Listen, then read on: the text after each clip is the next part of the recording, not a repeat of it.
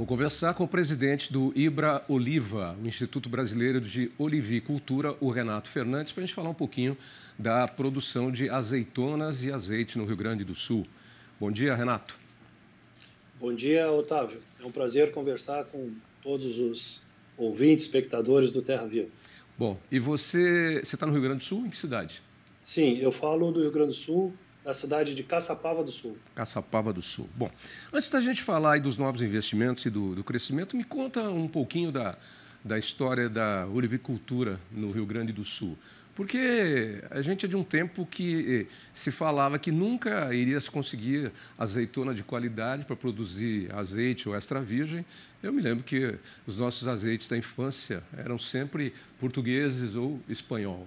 Né? Nem argentinos eles eram, né? Nem chilenos, como hoje nós já temos. E aí houve um investimento muito grande em pesquisa, em estudo, em entendimento da oliveira, e ela passou a ser cultivada principalmente em duas regiões no Brasil. Região aqui da Serra da Mantiqueira, Maria da Fé, e uma outra região aí no Rio Grande do Sul, com grandes produtores, inclusive. Como é que foi essa implantação das oliveiras? E hoje nós temos azeites aí premiados, azeites brasileiros, extra virgem, premiados internacionalmente. Eu estava num churrasco na semana passada e a mãe do amigo fez questão: olha esse azeite aqui. E eu olhei, eu conheci, falei, esse azeite é maravilhoso. E é um azeite nacional. Falei, as pessoas têm muito preconceito ainda e querem que o gosto do azeite brasileiro seja igual ao que a gente tem dos verdadeiros, né? Espanhóis, portugueses, gregos, italianos, porque tem muito azeite falsificado também. Tem até um livro falando sobre isso aí. E o nosso azeite é diferente, ele é frutado, ele tem uma leve acidez, é outra história. Não adianta querer achando que é igual ao azeite português. Não é azeite brasileiro. Ela falou, nossa, e custa caro. Eu falei, custa caro porque é bom. Mas essa história aí foi contada aí para nós pelos portugueses e espanhóis e durante muito tempo nós acreditamos, né? De fato, o Brasil é o segundo maior consumidor de azeite do mundo, e nós percebemos que existia aqui no estado do Rio Grande do Sul e também nas terras altas do Sudeste a possibilidade de se produzir um azeite de qualidade. As conjunções geográficas e climáticas são favoráveis. A oliveira ela é oriunda. Perdemos o sinal aí, mas ele dizia que a oliveira Voltou? Tá, você tinha parado dizendo que a oliveira é oriunda de terras altas do Mediterrâneo, não é isso? Não. As terras altas do Brasil também podem produzir o azeite. Então, nesse caso, nós aqui no Paralelo 30 Sul, né, temos parecidas as condições do Paralelo 30 Norte, aonde está o Mediterrâneo. Então, nessa condição, se investiu já nas últimas 2 décadas, e dessa forma a gente consegue ter uma qualidade tão boa ou até superior aos azeites produzidos em outros locais do mundo.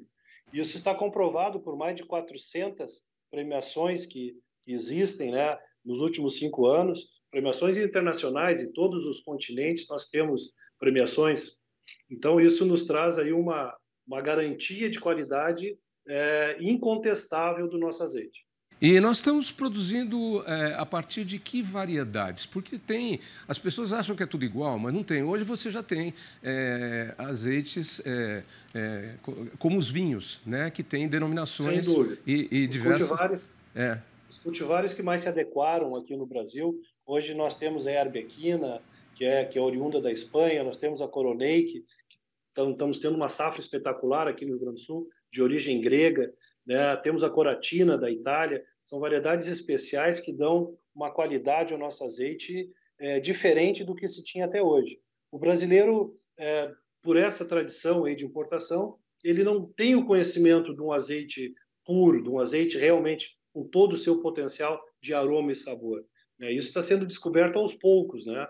O brasileiro ele ainda se apega muito na questão de acidez. E eu posso afirmar, sem receio nenhum, que quem tem o conceito de acidez ligada à qualidade, ele tem que aprender muito sobre o azeite. A acidez ela é um detalhe do azeite somente. A acidez é importante para a fruta, né? Se tu for consumir azeitona, é preciso ver se ela tem um nível de acidez satisfatório.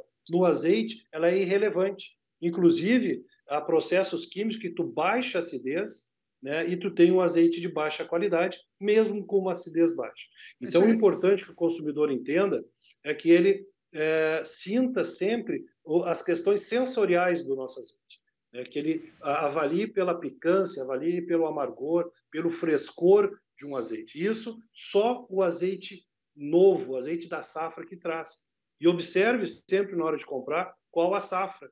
Ah, nós ainda não encontramos um azeite importado que constasse a safra, né? Ele só diz o invase. Nós, do Brasil, sempre colocamos a safra.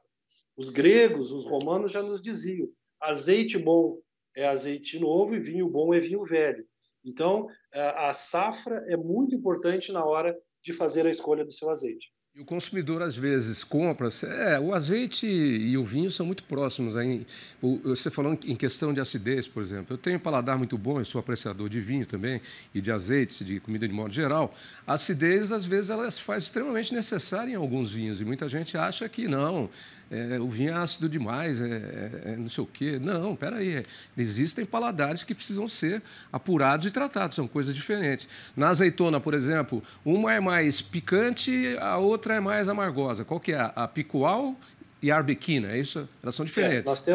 Nós temos algumas qualidades que a gente consideraria como um azeite mais suave, que seria basicamente a arbequina e a arbosana, né? E depois nós temos algumas com um padrão mais intenso, né, de amargor e também de sentimento de picância, que seria daí a coroneik, a picual, né, são mais potencialmente saborosas. Mas isso quando a gente fala E esse fator da safra que você falou, da produção, é importantíssimo, porque o azeite ele vai rançando, né? Ele continua vivo e ele vai se modificando, como o vinho.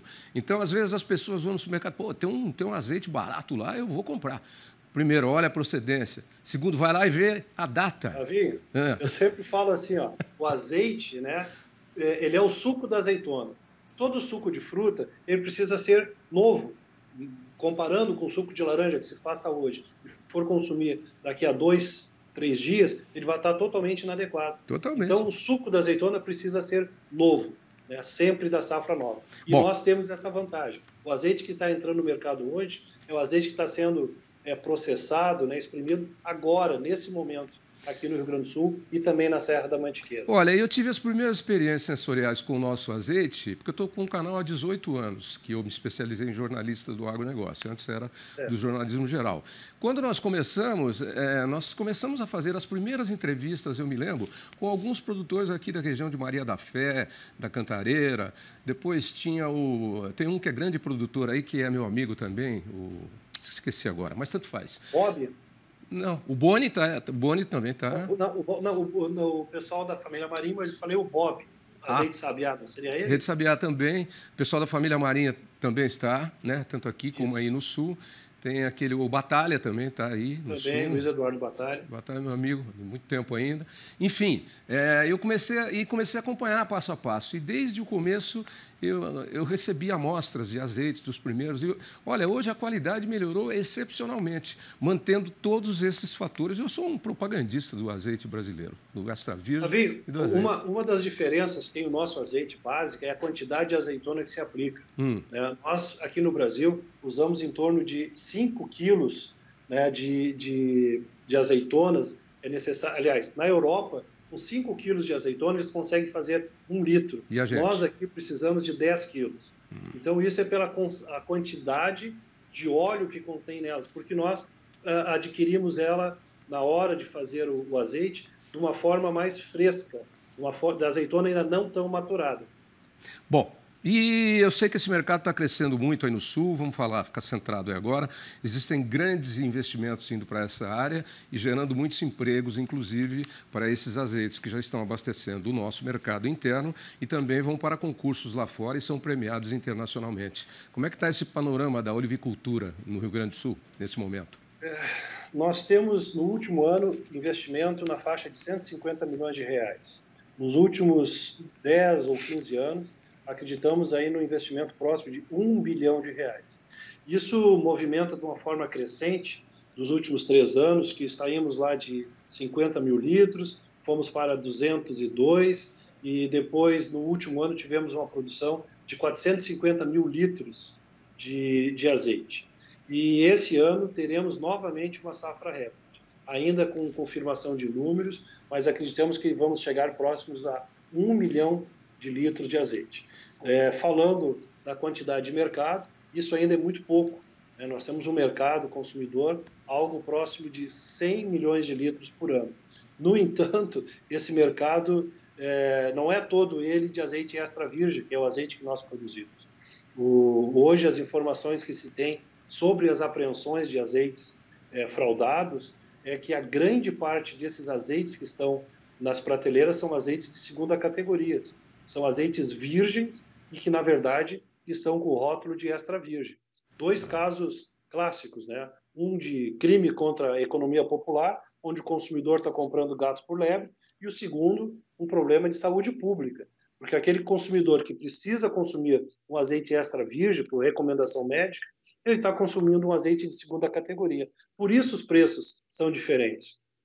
Em todo o mundo, sem contar, né, Renato? Extra virgem, sem contar, sabe Deus o que está misturado lá, né? Sem contar, sabe Deus o que está misturado lá, né? Isso é um problema.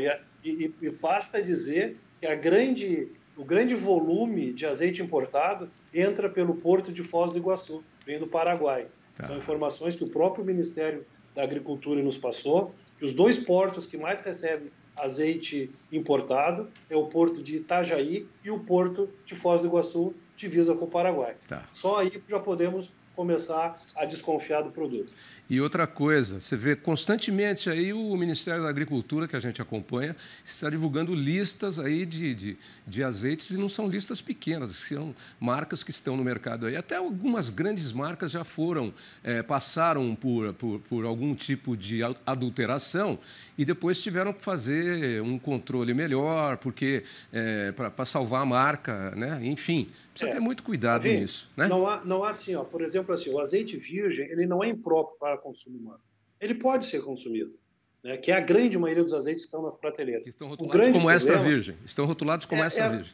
É a concorrência desleal, né? Porque quando a gente oferece o extra virgem, claro que o preço vai ser maior. Lógico. É um produto mais estruturado, é um produto novo, né? Mas quando há o comparativo de valores, o consumidor ele não entende, né? Mas os 2 são extra virgem, como assim?